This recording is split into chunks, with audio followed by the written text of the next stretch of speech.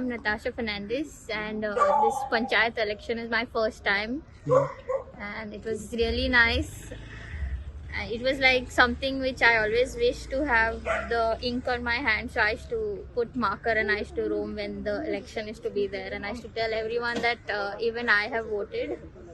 Today I shouldn't because it's already proper ink, the actual ink is put, which I'm really happy for that. So this time ballot voting. Yeah. So on 7th there is a EVM voting. Yeah.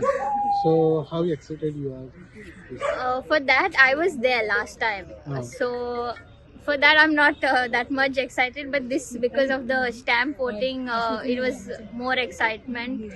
And those were like high people. So this is like someone who I know. Local. Yeah, local, and it's like where I have the panchayat right next to, like next door, you can say. So that was something where oh my god, I know these people and I'm going to vote for them. They are like common people.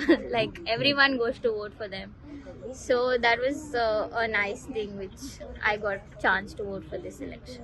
Okay, what message you would like to give other people, For youngsters, your colleagues? I would give them that come out, have the experience of voting, and feel that pride that you're now like what is that, independent to vote for the right candidate and give your best to the right one.